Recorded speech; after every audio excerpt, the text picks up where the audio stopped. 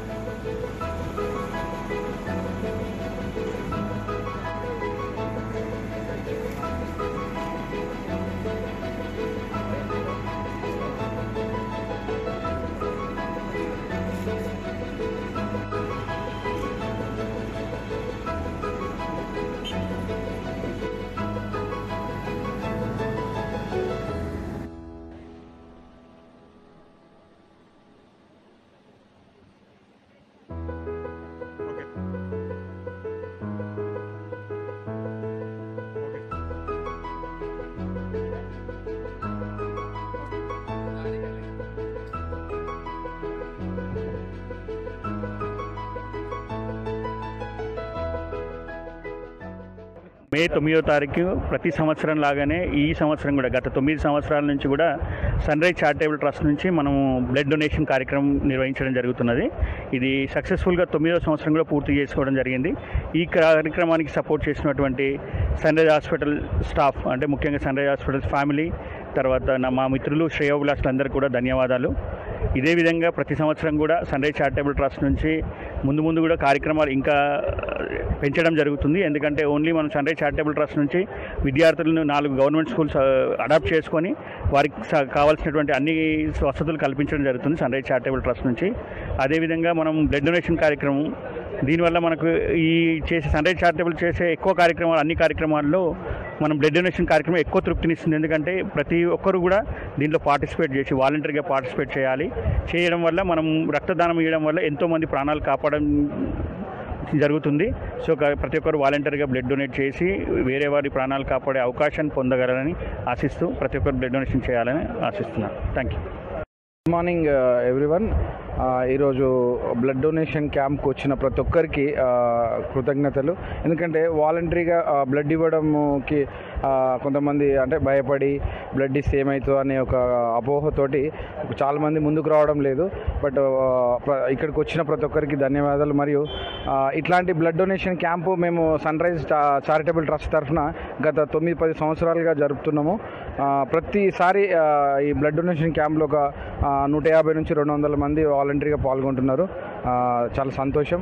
మరియు చాలామందికి అపోహ ఏంటంటే బ్లడ్ ఇవ్వడం వల్ల కొంతమందికి హార్ట్ రిలేటెడ్గా వీక్ ప్రాబ్లం రావచ్చని, తర్వాత వేరే బాడీలో వీక్ ఉండి వేరే ఇమ్యూనిటీ అంటే రోగ నిరోధక శక్తి తగ్గుతుందని కొంతమంది ఆలోచనలు వస్తుంటాయి, అంటే అపోహ. అట్లాంటిది తప్పండి. ఎవరైనా బ్లడ్ ఇవ్వచ్చు. సంవత్సరంలో 2 నుంచి 3 సార్లు అయినా బ్లడ్ ఇవ్వచ్చు. ఎటువంటి వాళ్ళకి ప్రాబ్లం ఏమి ఉండదు.